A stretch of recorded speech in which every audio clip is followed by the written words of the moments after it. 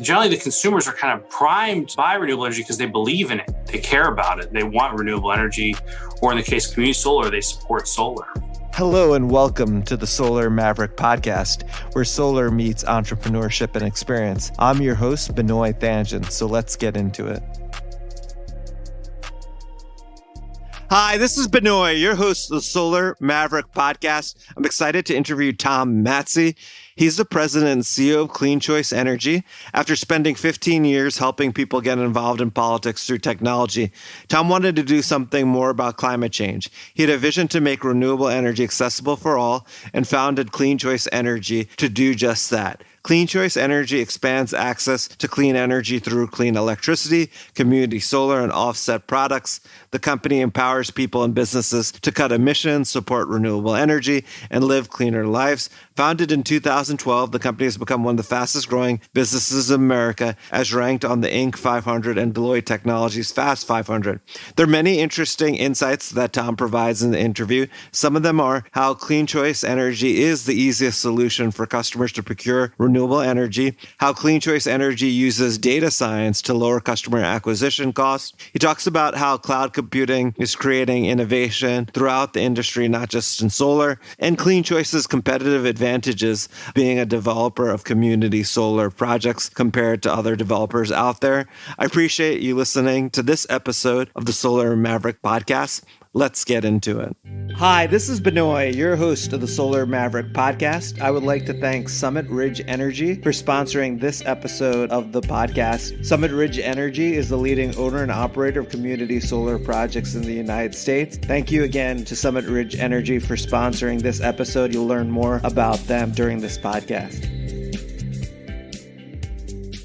Hi, this is Benoit, your host of the Solar Maverick podcast. I'm really excited to have Tom Mattsey. He's the president, CEO, and founder of Clean Choice Energy. Thank you, Tom, for making the time today. Benoit, I'm really happy to be here. It would be great to hear your insights on what's happening in renewables and in clean energy. Can you first talk about what made you start Clean Choice Energy and what the company does? Sure. I started the company after my own experience as a rooftop solar customer, which I find awesome and exciting. And I encourage everyone to try to do rooftop solar if they're able to. But it was difficult. And I was living in Washington, D.C., which provides a lot of incentives for people to adopt solar. But it took 8 months. I had to own a roof. I had to have the risk tolerance for a construction project on my home. And my insight was that a lot of people would not be able to participate in rooftop solar. And so there needed to be an alternative that was easier than rooftop solar for consumers who didn't own their home, who didn't have the credit or didn't have the risk tolerance, just something to make renewable energy easier for consumers. My personal motivations, were kind of a couple different things. I grew up in Pittsburgh and I got to see the impact of dirty energy systems on communities and having experienced, that firsthand. And also I have a deep commitment to finding climate solutions. And so with those insights, I said, I'm going to make a company that makes renewable energy a service instead of a home improvement project. Not knowing much about energy at the time, I had spent my prior 15 years working as an advocate in the nonprofit world and politics on a variety of different issues, the economy, the environment, peace. But I knew that I knew how to get customers and I could find people who were bona fide energy experts who could help me build the business. And that's really the founding story behind Clean Choice, to make renewable energy easy for consumers. And from then, we've grown both into a large retail electricity provider of renewable energy, as well as now a community solar provider and community solar developer. That's interesting. And that's really helpful to understand. And I think one of the things that's unique is that you act as an energy supplier, but then you're also developing community solar projects and selling that power to your subscribers, which is a unique business model. And two, by the way, totally different sort of types of companies and skill sets. What made you go that direction? It's interesting. Well, I think I look at them as somewhat related products to the consumer. From the consumer's perspective, they seem similar. They are different, of course. Community solar, while capacity limited, right? There's only so many megawatts the states are permitting, provides a discount to consumers, whereas the renewable retail electricity right now is unsubsidized and has to purchase RECs. So it's usually sold at a premium to the customer. And so I look at community solar as a kind of complementary product. Consumers can be on both services at the same time. You have to choose one of them. They're not exclusive. I think that we had like kind of 1.0 with retail renewable energy, and that's a very large market. There's, I think, upwards of 6 million Americans who are on some sort of renewable retail electricity product, either with their utility and vertically integrated monopoly utilities or in competitive supply markets. And community solar is, still very nascent and, younger. That's kind of the 2.0 version of a renewable energy choice for a consumer. But the challenge we have there is it's often very capacity limited. There are only so many megawatts available. So what I hope is also then we eventually find a 3.0 version of the renewable energy service, which would combine the fact that capacity is uncapped in the retail electricity market. And it's, 1-to-1. You can build as much as you can sell. And some of the benefits in terms of economic benefits that comes with the community solar product. We're a few years away from that probably. How do you educate the customer, specifically like a residential customer who might not be familiar with, community solar and maybe buying solar at a premium with a REC product compared to getting a discounted based on buying it from a solar system? I mean, that must be. Yeah, I think, we're able to differentiate the products. They have different names for starters. Sure. And the community feature and being able to provide a discount by avoid paying the kind of quote unquote tools, to use as a metaphor, not a literal, fact, to move like wind power from Western Pennsylvania to, New Jersey. That avoided costs for the transmission system, is one of the reasons community solar is able to provide an economic benefit to the consumer where the retail electricity product is not. What we largely find, though, for our consumers is that they are ready for a renewable energy choice, right? They're not actually needing a lot of explanation of the benefits of renewable energy. They want renewable energy. What they want to know is how this product and service works, what the terms and conditions are, what the price, how the billing works. Will their utility treat them differently? Those sorts of questions they need answers to. And we have to provide those answers before there's a sale. Generally, the consumers are kind of primed to buy renewable energy because they believe in it. They care about it. They want renewable energy. Or in the case of community solar, they support solar. Yeah, that is very helpful to understand. And the customer is really focused on getting renewable energy, not necessarily understanding, the differences, but understanding the terms and conditions and how it applies. Yeah, it's more like we're showing up like, here's the toolkit. Yeah. Like you already knew you wanted this. Here's your instruction manual for how to get it. Like that sort of approach kind of helps consumers connect with the service. When you start to go into describing how silicon PV creates electricity or, all that, that's very confusing to customers. They don't need to know the physics. That's a great response to that. That's for sure. And you talked about it actually briefly, but can you go into more detail about how CleanChoice procures renewable energy? Sure. So today, the procurement of renewable energy to be sold as a retail electricity provider is a regulated product. There's a definition provided by the Federal Trade Commission as well as state laws. And what those regulations say is that you can make a claim about renewable energy if you buy the renewable energy credit from the wind farm or solar farm, whatever the services you're providing to the consumer, whatever the technology offering is to the consumer. And so as a retail electricity provider, we're also a load serving entity, which means we have to buy the electricity component in addition to the renewable energy component. We also have to buy capacity, ancillary services, transmission service, a whole bunch of different pieces that are more than just the energy piece. And so we're a member of the wholesale power markets, just like the utilities are, just like the power plant owners and operators are. In Mid-Atlantic, in Midwest, that's PJM. In New York, it's New York ISO. In New England, it's the ISO New England. We're not in Texas. That would be ERCOT. And we buy electricity through that wholesale market. We buy financial swaps from swap dealers who might be large energy companies or investment banks. And then we buy the renewable energy credits typically from the people that own the wind farm or own the solar farm. And the combination of those things together is what makes the retail renewable electricity service. We try to maximize the impact for our customers, and what's one of the things that differentiates us from some of our competitors. So some of our competitors may be buying a renewable energy credit certificate from Texas or very far away from the customer. We're trying to procure regionally. We'll buy from the same ISO that you're in, or just adjacent ISO, or just an adjacent state ISO. We're typically trying to buy from newer projects, which is defined as projects that have been built at this point since 2006, for the last 15 years. And what that excludes is things that are like fully amortized, in which they're outside of their financing already, because that stuff's already built, it's already paid for. What's your impact if you're not contributing to the financing? So the tenure of the project, the regionality of the project, and then we have technology exclusions as well. We are mostly wind power in the retail electricity product with some solar. I think we're up to 25% solar in some places. And then we have some hydro in a few places as well, where you can find newer run of river. But the general, kind of rules of this are very much set by state and federal regulators. And then we also try to curate in order to maximize the impact for the customer, because that's our basic handshake deal with the customer.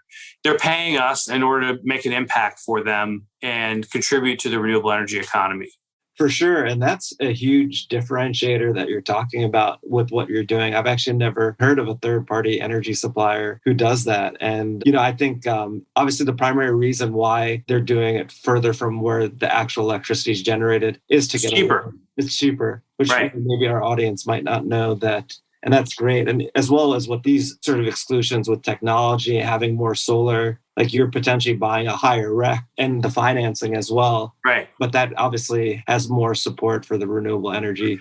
Yeah, and we're also excluding some technologies like biomass, which some utilities include in their renewable standards.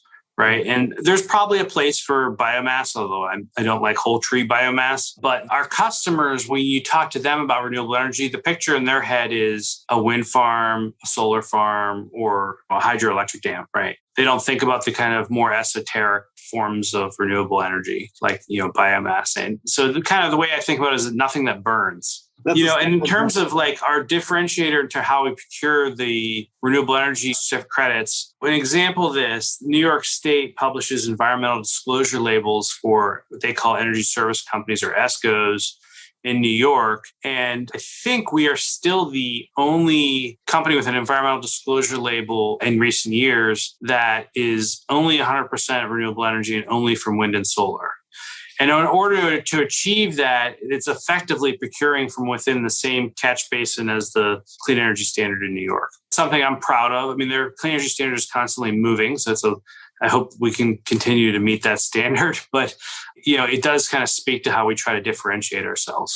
I would think maybe, and correct me if I'm wrong, maybe at certain times your product might be a little more expensive because It definitively is. We actually go as far as disclosing that it's more expensive to the customer, right? We obviously publish a price, but in addition, we say this is more expensive than your utility rate. Yeah. And which is unusual for a lot of products. But we think that a lot of customers are hearing a lot of discount offers in the market, and they might assume that any commercial offer coming to them could be a discount. And so therefore, it's important, because this is not a discount, to make it clear that this is a premium product. And it's really for the customer who is looking to maximize their environmental impact. That's our customer base. This is, there are 17 million Americans who are members of environmental organizations. They represent nearly $20 billion of electricity sales. We're happy swimming in those waters. We're not saying our product is for everybody in the country. That's definitely, I think, great, because you're targeting a customer. Obviously, they have a lot of energy or usage or payments. And I think that's a smart way. It's very different way of differentiating from most third-party suppliers, and that's unique. Core to what and who Clean Choice is. Can you talk about maybe other ways that Clean Choice might differentiate as a third-party energy supplier, or even as a community solar developer?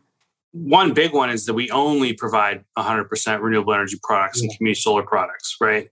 And so your typical third-party energy provider will have a menu of, kind of gray energy, the typical state fuel mix, right? Whatever that is.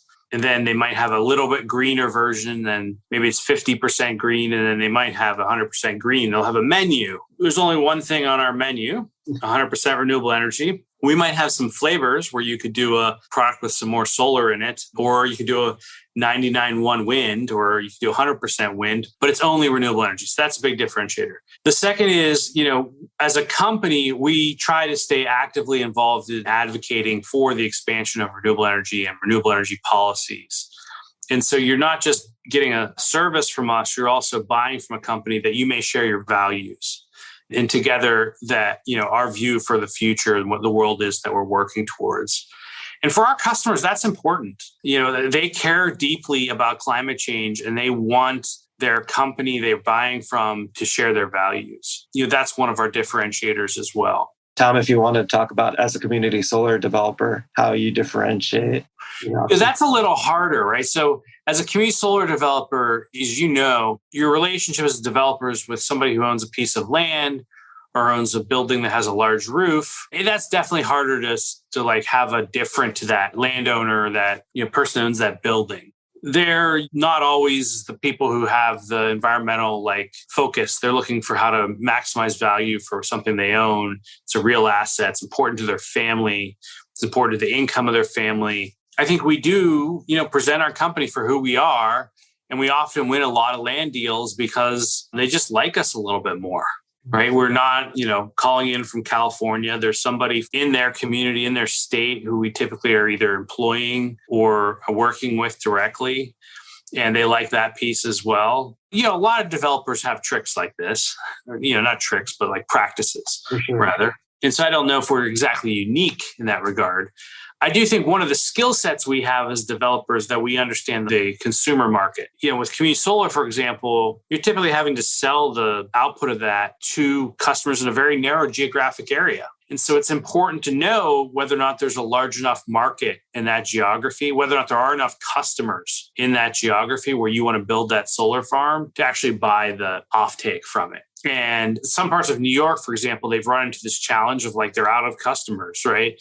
There's only so many people who've wanted to sign up, and there's only 100,000, people who have utility service in Orange and Rockland or one of the other utilities up there. Because we understand demographics, and we have a marketing division and data science division on the kind of consumer marketing side of the business. We understand these markets really well. And we also have a point of view, because we're an energy company, of the utility rates in those markets. Are they going to be going up? Are they going to be going down? A lot of insights we have that support the solar development business. Those are great points. I was going to ask, obviously you talked about customer acquisition and management for your own projects. Do you do it for other developers as well, or specifically? We have in the past. I think we're fully committed at the moment with our own projects. And I think we may come back to the market in 6 or 8 months to offer it again to third parties. We prefer to work together with other developers to jointly develop the projects and then offer our services as part of that joint development agreement.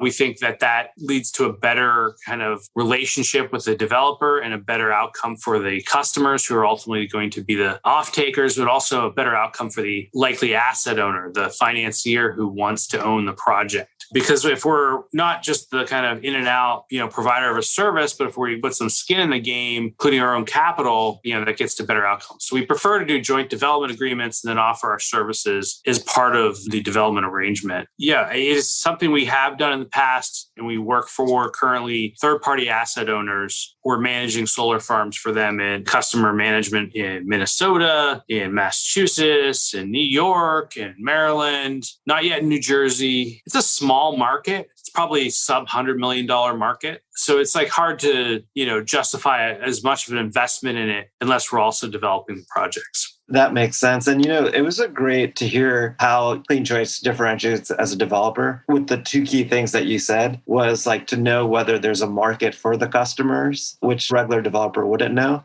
but also as well as forecasting of what prices are in energy. There's certain markets in upstate New York, as you likely know, there's just not a lot of people living there. Now, they've been changing the laws to be able to allow you to sell an upstate project's output to people in downstate New York, though I don't think that's actually been implemented yet. That'll help a lot. But in some of these counties, there's more cows than people. And cows don't buy electricity. For sure. Yeah, that's a good point that you were talking about. I know it hasn't come into effect, but being able to sell from a northern part into New York City or the suburbs where there are a lot more people. And so we've turned down business in the past because we said, we don't think the market's there for it. Yeah. And like when we commit to something, we're going to commit to a fixed cost and a fixed delivery date. And like we could only do that if we felt we could actually deliver.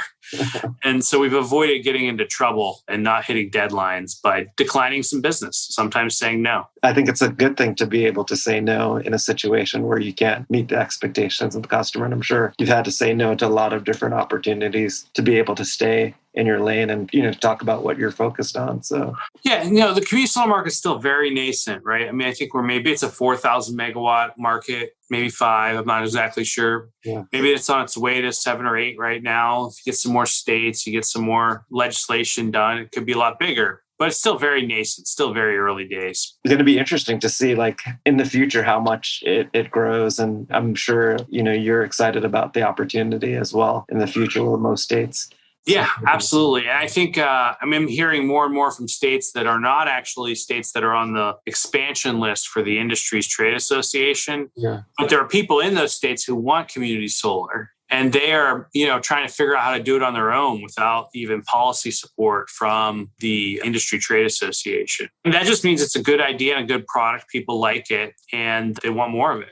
You kind of mentioned it a little bit, but obviously you mentioned how you got solar on your rooftop, but most customers can't get solar on their roof. And that's right. why your product is an ideal product if, say, they're a renter or say there might be some sort of shading issues. So it's great that you realize, and it's the easiest way, right, for someone to go renewable by purchasing your product.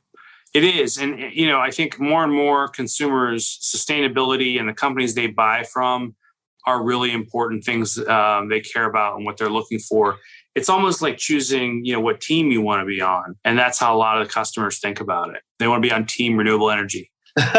For sure. And then you're basically creating the solution for them where you're not getting into the weeds, where they could trust, that you're going to do the best thing for them and what they're looking to do. That's right. All the complicated, messy stuff in the background, energy trading, renewable energy credit trading, credit support for those trades, like all those things. Customers don't want to dig into that detail and understand. They can't actually. There's laws that kind of keep them from being able to go trade energy swaps. It's a good thing. We don't want them to do that.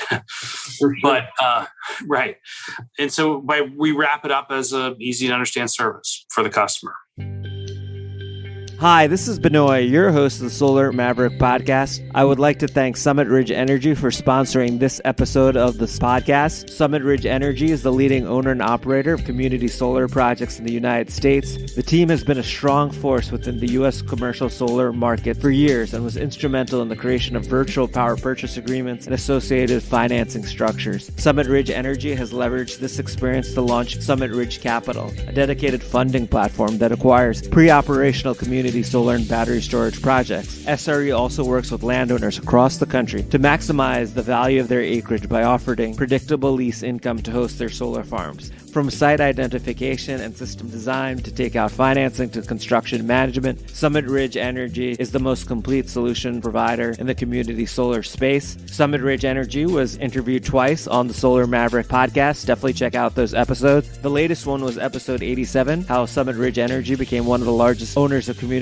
solar projects in the U.S. That was with Steve Rader, who's the CEO of the company, and Brian Dunn, who holds a dual role of COO, CFO for Summit Ridge Energy, and they're both founders of the company. And then there was an earlier interview, episode 26, a developer's perspective on the U.S. solar market with Steve Rader, who again is the CEO and founder of Summit Ridge Energy. If you want to learn more about Summit Ridge Energy, you could check them out at their website, which is srenergy.com or info@srenergy.com. We'll be also having in the notes of the podcast details about our sponsor. Thank you again to Summit Ridge Energy for sponsoring this episode of the Solar Maverick podcast.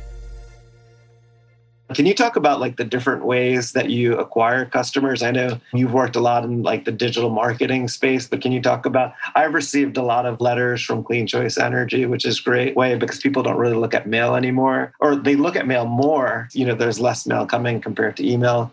We're a multi-channel direct response marketer for our customer acquisition, and it includes digital, direct mail, in-person marketing events, whether it be tabling, very limited door-to-door, more of that in community solar. We don't do a lot of door-to-door in retail electricity. And there's partnerships as well. I think the balance is always around which channel can drive volume and which can control costs and quality of sale.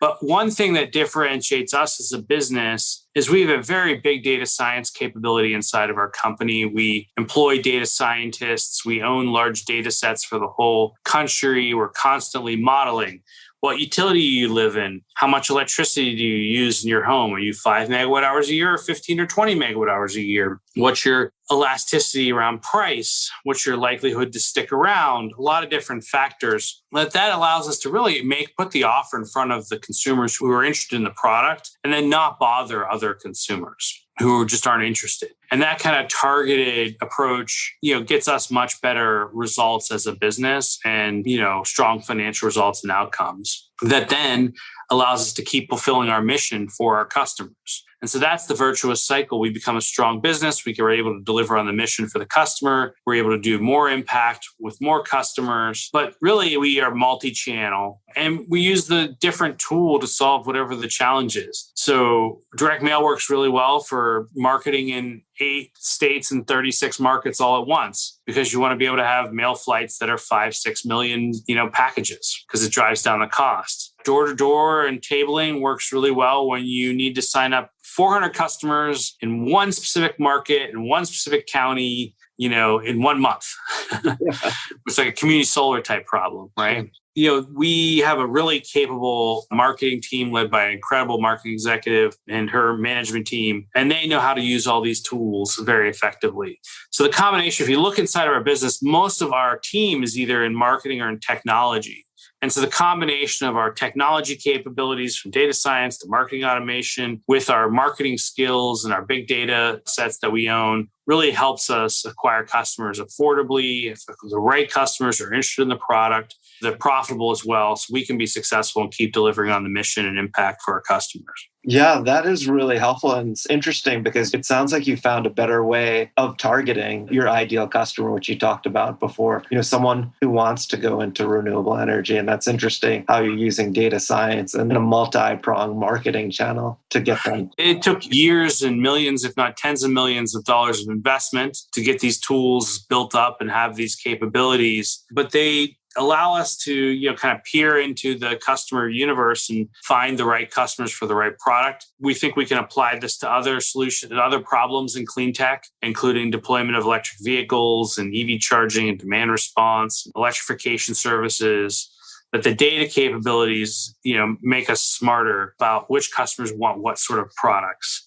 And what that does is it helps us control the customer acquisition cost. If you can do that, you can deploy to more customers.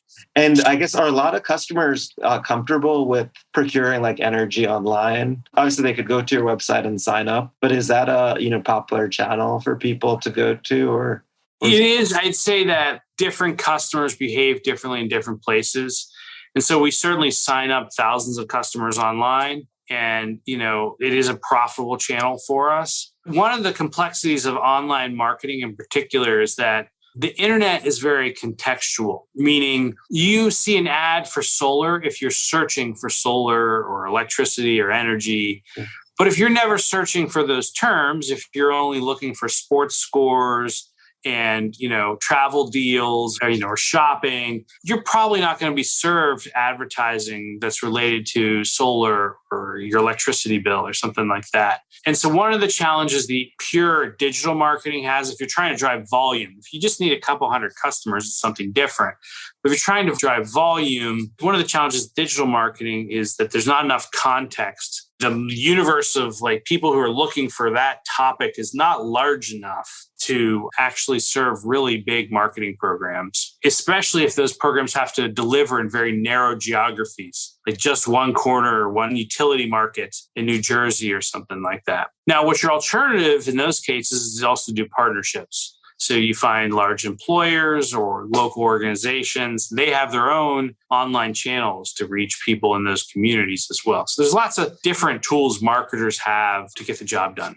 Yeah, definitely. And that's a great point. I never thought about, how there might not be enough, qualified people when, who are searching for solar specifically. It's one of the reasons rooftop solar costs $1 a watt to acquire a customer. That's true. That's a great point. Which is, for those who aren't familiar with these numbers, that's like a $6,000 or $7,000 customer acquisition cost or higher in order to enroll a rooftop solar homeowner. Not to go off the topic, but it was interesting to hear like how a local installer has a lot lower dollar per watt acquisition than a national. Referrals, see the truck with the number on the side of the truck. Yes. Those sorts of advantages. That is really interesting. And I appreciate you mentioning that, because what you're really doing is lowering the customer acquisition cost, increasing the percentage that a customer will convert based on what you're doing. And that's really like unique and a great perspective. So I appreciate you. These techniques can be applied to lots of different problems around adoption of clean technologies. These are just a few. For sure. And that would be interesting to get your perspective on, like, you talked about Clean Choice 1.0, Clean Choice 2.0, 3.0, but you actually mentioned about like obviously electric vehicles, some of these other technologies where you could use the millions of dollars of tools that you've created. Can you talk about like what you see as like the next steps for Clean Choice, or what you see? Sure. I mean, right now our business plan is to focus on the businesses we're running. Sure. We want to be excellent in running our competitive renewable retail electricity business. We want to be excellent in running our community solar business, our solar development business. Of course, we're always looking ahead. One of the challenges is that consumer demand is not quite met up with the supply that's out there, right? So if you want an electric car, you can get one. And there are more and more customers buying electric cars, definitively, like Tesla's crushing it. It's still not like so big that you can offer differentiated products or services that are just for EV owners, right? Yeah. The 1.5 million or 2 million like Tesla owners, whatever the number is, you're only going to get a small sliver of those who might want a, insurance product that's different, or a warranty product that's different, or some sort of charging product that's different. Now, in 10 years, it's going to be a very different market. So it's a little early for some of these other products and services. Electrification has similar complications. There's some markets where it's not less expensive to electrify. New Jersey, New York have very expensive distribution rates, very high distribution rates. That makes it a little challenging to move off of gas in some of those markets. Now, it just means it's a bigger project where you're also doing efficiency and you're also doing other things in the home. Rooftop solar, you should go for that. But electrification is still a little nascent. So we're very much focused on our current businesses while we're always watching these other opportunities that are out there, although it still seems very nascent. I was reading on your website about like the Clean Commute product. I know you talked about EVs, but can you talk about how your Clean Commute product works? Sure. I mean, what we're doing there is we're testing the opportunity for a consumer to use carbon offsets. And those aren't for everybody, but some consumers do want, carbon offsets. I don't think we can offset your way to net zero. I believe you have to actually get off fossil fuels. But for some consumers, they're not yet ready to pull the trigger on a big CapEx, investment in a new car to go electric or whatever it is. And so for them, the offset is still an important opportunity for them. And I can't remember who our exact partners are on the Clean Commute offset product, but it's a very good partner who has a very good carbon credit project that we are pleased to support. And what it's really doing is using natural systems, typically trees, other agricultural practices, to sequester the carbon out of the atmosphere into the soils, which is ultimately, as part of drawdown for climate change, we're going to need to do more and more of carbon sequestration using natural systems, in addition to maybe some other approaches. I'm not sure if the mechanical ones are going to be ever efficient. Carbon capture sequestration attached to a coal plant, but certainly we know natural systems have a lot of capacity. Yeah, definitely. Thanks for explaining that. And that's great that you're supporting those natural carbon sequestration. The other thing that I was going to ask, I guess, what are you seeing next for renewables and solar? Obviously, a lot of things are going to change, as you mentioned, in the next 10 years. What is something that you're paying attention to or Yeah, I mean, look, so this is going to be a 30 to 40 year super cycle of deployment of new infrastructure to address either climate change mitigation or climate change adaptation, and probably both, right? So we're going to be needing to build the entire energy system, rebuild it, a whole new energy system over the next 30 years, hopefully faster. That means solar development is just going to continue endlessly, just keep going. It'll just constantly be going. Same with wind. I think we're going to see offshore wind. If you said what's going to be very different 10 years from now, offshore wind's going to be huge, right? And it's going to employ tens of thousands of people, help those people live a middle-class life. That's a great and exciting story. I think the other thing is the deployment of distributed energy resources, whether it's energy storage, responsive load controls, microgrids, solar, rooftop solar and storage, other DER resources, and how they integrate into the grid, how they provide grid services, how they really help us get that last 20% of reduction in carbon emissions to get to net zero. That's something I'm keeping an eye on. And I think the other piece here is for consumers, they're going to be looking for more and more for resiliency services, backup power. And that's a complicated thing because it's still a pretty privileged group of people who can afford to have backup power for their home. But it's going to be a more important need, not just for homeowners, but also for communities, for service providers in communities, whether it be hospitals or healthcare clinics or, schools or daycares. So I think I'm watching, the macro trend around renewable energy being built out, offshore wind, distributed energy resources, and the resiliency services. The other thing I would say is I often talk about, we don't even know everything yet, is the most important technology development is not a new battery or new solar module. It's actually cloud computing and the ability to do very affordably lots of storage of data and computations and automation. And we don't even yet completely understand how cloud computing is going to create new opportunities in clean tech, but it will.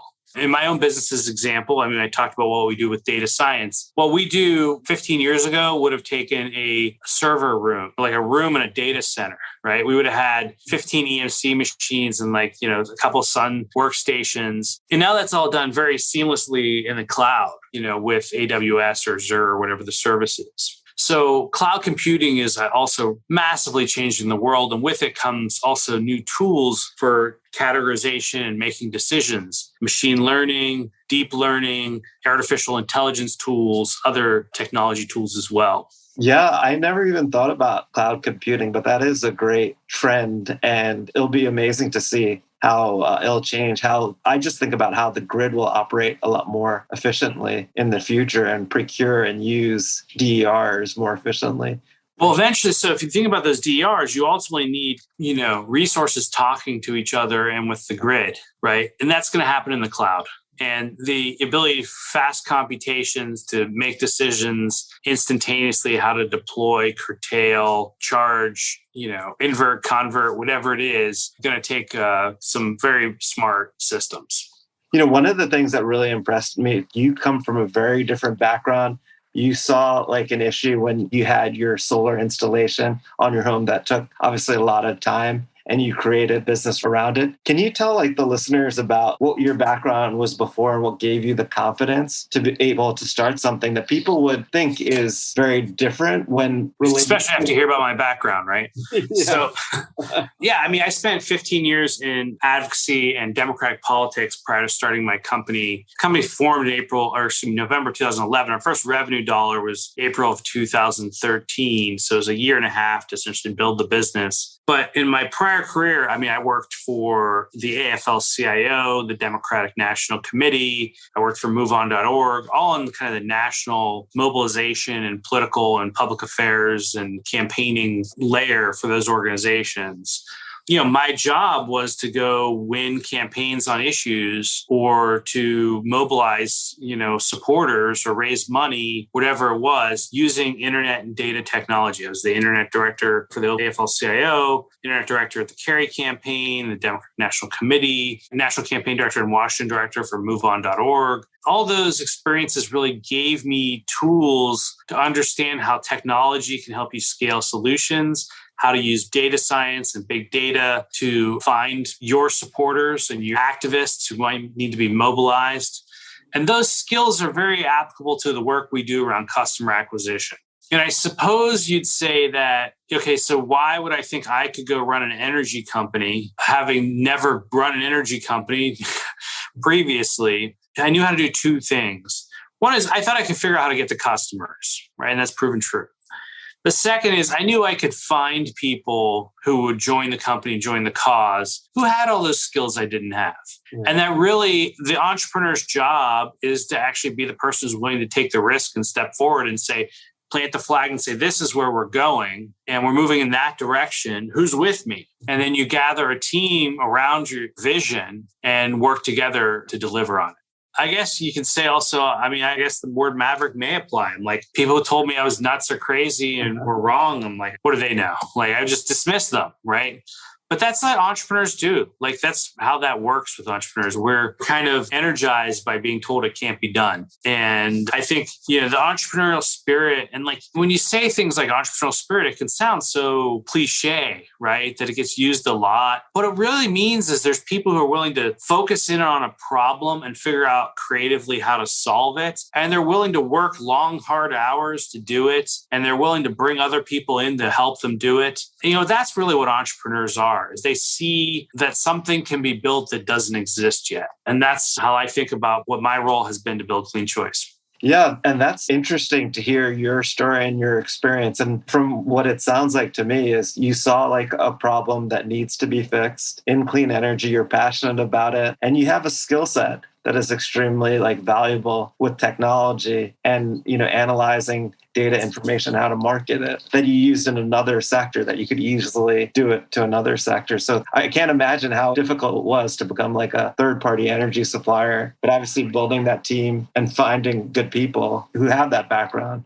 Who could Absolutely. The fun thing is there's a lot of people who have those skills, but what they're looking for is something that's more impact. And they're looking for something that has more meaning. And they're willing to like offer their skills around energy or utility services or whatever it is, because they actually want more meaning in their work than they were getting previously. And that's one of the benefits we have as a company is we're able to offer that meaning to our employees. Yeah, definitely, for sure. That's a great way of like getting, top talent and obviously following your vision and leadership. So that's great to hear. And if you give advice to anyone who wanted to start a company or entrepreneur, would you give some advice? What would it be? Obviously, that's a kind of loaded question because I'm sure there are multiple things. I think the number one thing is really understand what the problem is that you're solving, who you're solving it for. Build whatever the business or the nonprofit is that you're interested in around that thesis. The problem I'm solving is these people can't do this now, or I can do it. And there's really generally three types of value propositions. You can do it better, you can do it faster, or you can do it cheaper. Right? It's going to be one of those three. For sure. And, the iPhone, for example, is not cheaper, but boy, is it better and faster. Yes. So those are your three types of value propositions. And, you're applying it against a specific problem. But if you can't say the problem I'm solving for the customer is whatever, in my case, it was renewable energy adoption can be too hard, then you need to go do something else, probably. That's a great way of simplifying everything, right? Just look at those three questions. If it's really not there, or 2 out of 3, there's no good answer for, then maybe it's like not a company or nonprofit that should. Maybe it's a research project, or you know what? Maybe it's just today we don't know what it is. Maybe it's still has to be cultivated and developed as an idea because it's a piece of technology, but we don't know what to do with it. And maybe in 6 months we do. Entrepreneurship is also about a journey. It's not just like one static moment and how the world pivots around it. You just mentioned pivoting. I'm sure you've made many pivots throughout the journey, from what you initially thought when you started the company to where you are now. And I'm sure there are things that you never even thought of back then. Yeah, absolutely. And I think we call it inside of our company joyful funerals, meaning when we decide to stop doing something, but we learned something when we tried to do it. And the joyful funeral is so helpful because you can say, I tried it, it didn't work, but I'm joyful that I learned something from the experience. That's just very important to embrace your failures as a learning experience. Definitely. That's another great advice, embracing failures as well. This has been a great interview, Tom. If our audience wants to learn more about Clean Choice Energy or you, what's the best way for them to do that? Our website is cleanchoiceenergy.com. You can totally go there or on Twitter. And I'm on Twitter as well as @TomMatsy. So look us up. For sure. And it'll also be in the notes of the podcast. I've been enjoying following your Twitter account. You summarize a lot of like great things that are happening, not just in the industry, but in general. And I found it pretty, helpful. Well, thanks. I enjoy doing it when I can. And I have to remember to also tweet with grace. Sometimes, the medium can drag you into forgetting, to be a good person. So, yeah. And it's been exciting. I'm really impressed with what Clean Choice Energy has done, and I look forward to hearing more about it in the future. So thank you again, Tom. This has been Thanks, Benoit. It's been great to meet you, and I love this conversation. Yes, thank you. Thanks for listening to the Solar Maverick Podcast. The Solar Maverick Podcast is brought to you by Renew Energy. We're a solar development and consulting firm. If you believe that this podcast is adding value to you, please give us a 5-star review and share with those that you think could benefit from this information. Please email all questions, suggestions, and feedback to info@renewenergy.com. That's info@reneuenergy.com. The Solar Maverick Podcast is produced by Podcast Laundry and executive produced by Benoit Thanjan and Kevin Y. Brown.